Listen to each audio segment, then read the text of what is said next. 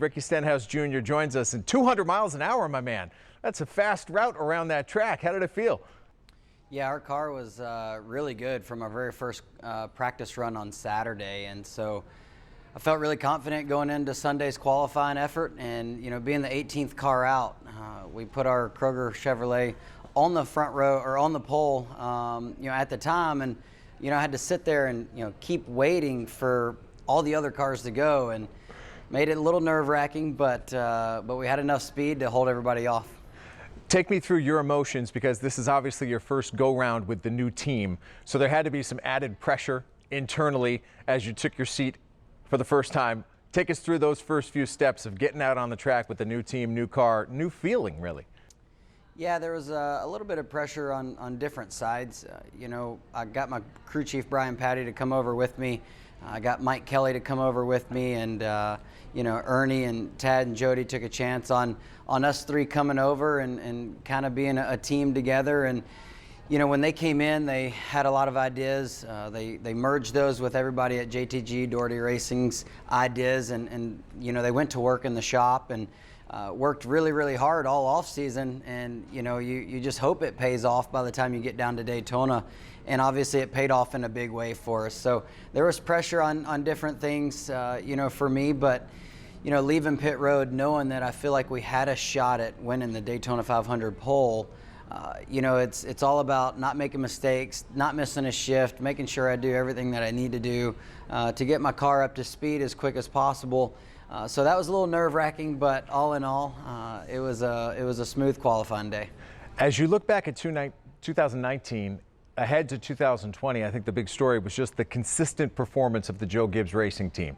What's the general discussion when you're talking to the other drivers, when you see a team as dominant as they were over the course of an entire season? What are you guys as drivers talking about?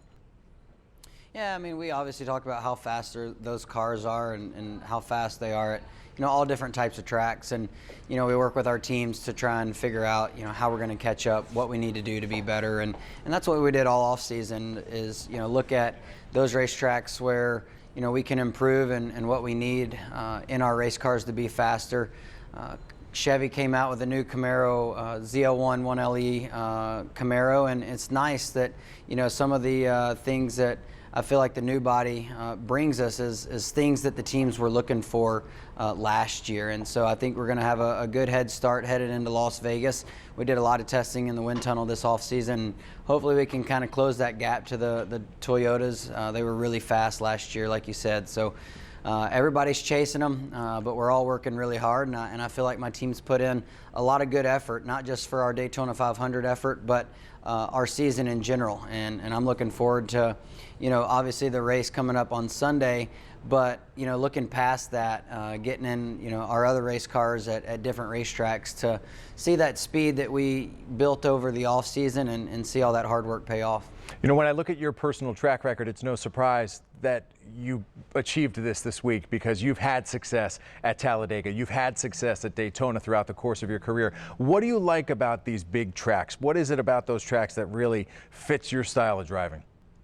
Well, I mean, for the Daytona 500, qualifying, I mean, it was all about the team, the hard work that they put in, the wind tunnel time, the cutting up bodies, putting bodies back on, all the Saturdays and late nights that they worked in the shop, the Hendrick engine shop.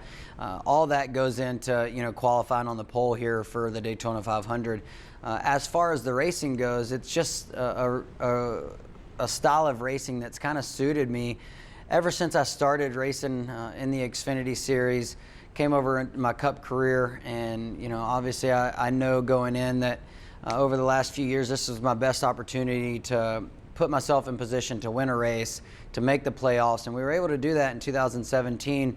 But over the course of my career, we've still been able to get decent finishes even if we didn't win, and we want to keep those good averages going here for finishes at super speedways. But it's races that you learn something every time you're out on the racetrack.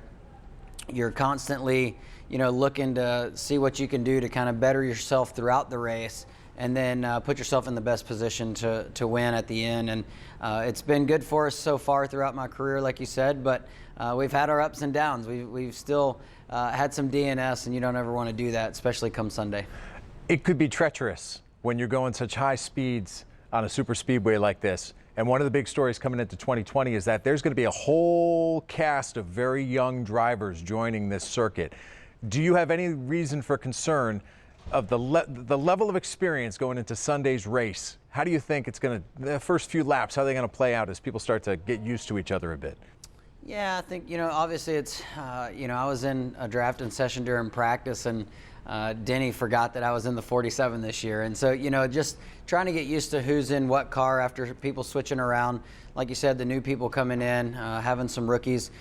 Got plenty of experience in the Xfinity series. I didn't feel too lost when I made my transition from the Xfinity car to the Cup car. I do think the Cup cars are a little bit harder to drive on the speedways especially, but I feel very confident in their ability, and I think everybody else out here does as well. But it's more about just knowing who you're racing and who you can work with and who you're racing around. And that's something that we're trying to learn throughout the whole race to set ourselves up for the end. Off topic, last time I had a chance to talk with you, we were on the sideline at Gillette Stadium. You were getting set for a Patriots game. So why not hop in the pool and give your opinion about where you think Tom Brady is going to be playing quarterback in 2020? Where do I think he's going to be playing? I mean, I don't know why you would let him leave New England. So if I was in those shoes, I would keep him. Can't have that success and build that whole organization around him, and I feel like just let him go for his last couple of years. So if I had anything to do with it, that's where I'd leave him. A lot of people in Boston agree with you. Thank you very much for the time. Good luck on Sunday. Good luck in the duels, of course. Before that, Ricky Stenhouse Jr. is going to be starting the Great American Race, #1 pole position this Sunday right here on Boston 25.